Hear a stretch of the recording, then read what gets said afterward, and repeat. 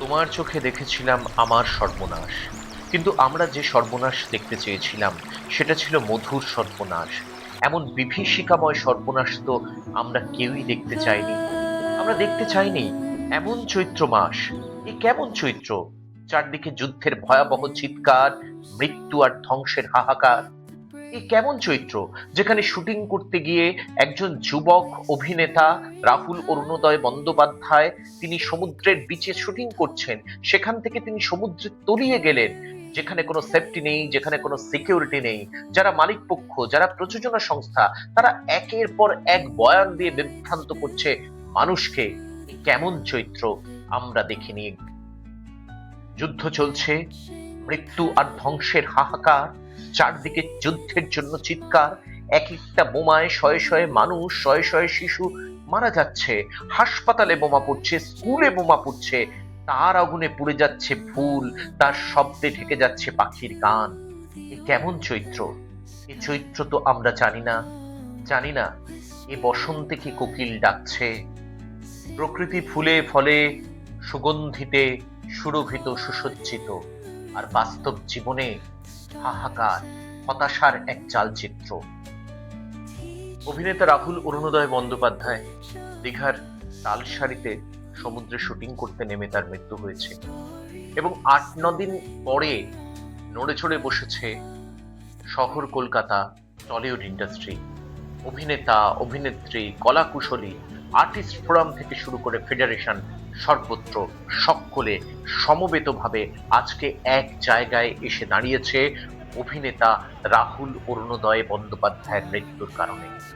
Artist ফোরামের পক্ষে তারা সরাসরিভাবে জানাচ্ছে যে ৮-৯ দিন পার হয়ে গেলেও প্রযোজনা সংস্থা ম্যাজিক মোমেন্টস এবং লীনা গঙ্গোপাধ্যায়ের তরফে এখনো পর্যন্ত ৮-৯ দিন কেটে গেলেও সেভাবে কেন এই ঘটনা ঘটেছে, অভিনেতার মৃত্যু ঠিক কিভাবে ঘটেছে সেটা কিন্তু জানানো হয়নি। এবং এখানেই কিন্তু জোরালোভাবে প্রতিবাদে সামিল হয়েছে গোটা টলিউড। বলতে গেলে আজকে গোটা টলিউড আজকে এক জায়গায়, আর্টিস্ট ফোরাম থেকে শুরু করে কলা কুশলী, টেকনিশিয়ানস, ফেডারেশন, তারা সমবেতভাবে এক জায়গায় এসে দাঁড়িয়েছে। রাহুল অরুণোদয় বন্দ্যোপাধ্যায়ের মৃত্যু টালিগঞ্জকে এক জায়গায় নিয়ে এসে দাঁড়িয়েছে। আজকে তারা সেফটি অ্যান্ড সিকিউরিটির কথা বলছে, এবং আর্টিস্ট ফোরামের তরফে সাংবাদিক সম্মেলন করে পরিষ্কারভাবে জানিয়ে দেওয়া হয়েছে যে চূড়ান্তভাবে এসওপি মেনটেন করতে হবে। যে এসওপি তৈরি করা হচ্ছে সেই এসওপি অনুযায়ী যে কোনো রকমের সিরিয়াল থেকে শুরু করে ফিল্মের শুটিং সমস্ত কিছুই কিন্তু এসওপি অনুযায়ী করতে হবে, এবং এই বিষয়টা যে বাধ্যতামূলক সেটাই এনশিওর করছেন বর্ষিয়ান অভিনেতা রঞ্জিত মল্লিক থেকে শুরু করে প্রসেনজিৎ চট্টোপাধ্যায়, দেব থেকে শুরু করে ঋতুপর্ণা সেনগুপ্তরা।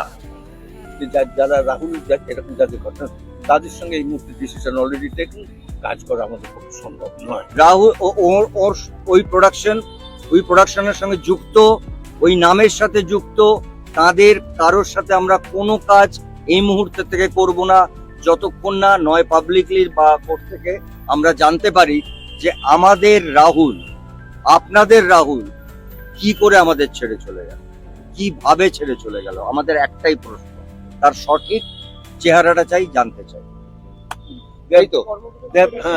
আর কর্মবিরতি নেই, কাল থেকে আমরা কাজ শুরু করছি। ওই আবার বলছি, টেলিভিশন বলি, ফিল্ম বলি, সবকিছুটাই কাজ শুরু হবে।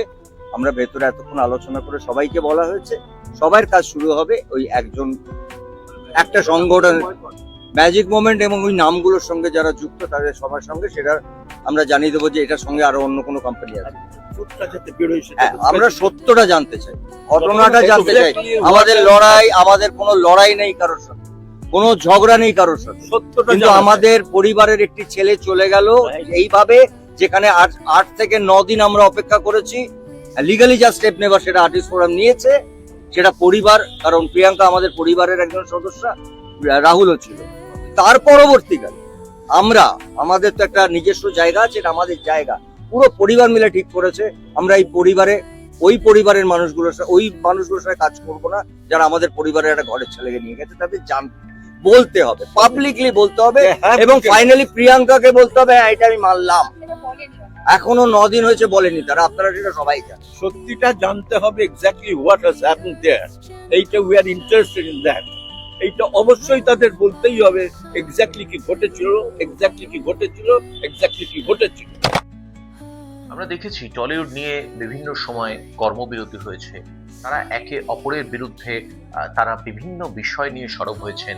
একদিকে ফেডারেশন, অন্যদিকে আর্টিস্ট ফোরাম, বিভিন্ন রকমের বিষয় দেখেছে। কিন্তু রাহুল অরুণোদয় বন্দ্যোপাধ্যায়ের যেভাবে মৃত্যু হলো এবং যেই মৃত্যুর পরে একের পর এক বয়ান পাল্টানো হচ্ছে প্রযোজনা সংস্থার তরফে, একাধিক ব্যক্তিত্ব, প্রডিউসার থেকে শুরু করে ডিরেক্টর পর্যন্ত, তারা যেভাবে বয়ান পাল্টেছেন এবং যিনি সর্বাগ্রে রয়েছেন সেই লীনা গঙ্গোপাধ্যায়, মহিলা কমিশনের চেয়ারপারসন, তার বয়ানেও অসঙ্গতি লক্ষ্য করা গিয়েছে। এবং পরিষ্কারভাবে আজকে রঞ্জিত মল্লিক থেকে শুরু করে প্রসেনজিৎ চট্টোপাধ্যায় পর্যন্ত একটি কথা জানালেন, সম্পূর্ণভাবে বয়কট করা হচ্ছে প্রযোজনা সংস্থা ম্যাজিক মোমেন্টসকে এবং সেই সঙ্গে লীনা গঙ্গোপাধ্যায়কে।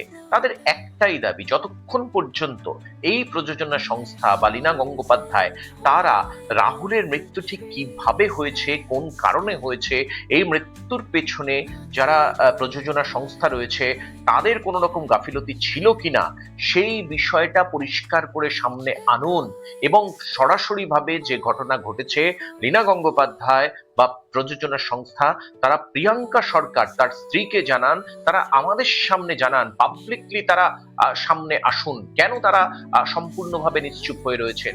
যতদিন পর্যন্ত তারা মুখ না খুলবেন, যতদিন পর্যন্ত না এই ঘটনার নিষ্পত্তি হবে, ততদিন পর্যন্ত আজকে একযোগে টালিগঞ্জের একদম সমস্ত প্রথম সারির শিল্পী থেকে শুরু করে সমস্ত প্রসেনজিৎ চট্টোপাধ্যায়, দেব, ঋতুপর্ণা সেনগুপ্ত, রঞ্জিত মল্লিক, তারা প্রত্যেকেই কিন্তু জানিয়ে দিয়েছেন ম্যাজিক মোমেন্টস এবং লীনা গঙ্গোপাধ্যায়ের সঙ্গে কোনো রকম কাজ করবেন না।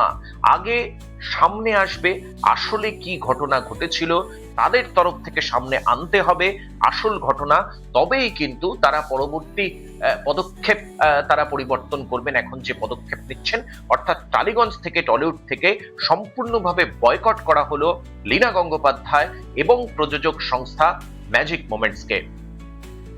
আপনারা জানেন যে বাঙালিও কালচার প্রথম থেকেই এই ঘটনার উপযুক্ত তদন্ত দাবি করা হচ্ছে, দোষীদের উপযুক্ত শাস্তি তারা চেয়ে আসছে। আজকে যেভাবে টলিউড সরব হয়েছে, তারা রাস্তায় নেমেছে, ইতিমধ্যে রিজেন্ট পার্কে এফআইআর করা হয়েছে, ইতিমধ্যে তালসারিতেও এফআইআর করা হয়েছে। রাহুলের স্ত্রী প্রিয়াঙ্কা সরকারকে সেখানে নিয়ে গিয়েছিলেন স্বয়ং প্রসেনজিৎ চট্টোপাধ্যায় সহ আরো অনেকে। এবং এই ঘটনায় যে দোষী ব্যক্তিদের শাস্তি হোক, আসল ঘটনা সামনে আসুক, সেটা কিন্তু যেরকম টলিউড ইন্ডাস্ট্রি চাইছে, সারা বাংলা চাইছে, সারা বাংলার মানুষজন চাইছে। আমরা চাইছি এই ঘটনার উপযুক্ত তদন্ত হোক এবং সামনে আসুক অতি সত্বর সবকিছু। যারা এখনো পর্যন্ত বাঙালিও কালচার সাবস্ক্রাইব করেননি, সাবস্ক্রাইব করুন, পাশে থাকুন, সঙ্গে থাকুন। আপনার মতামত লাইক, শেয়ার, কমেন্ট করুন আমাদেরকে।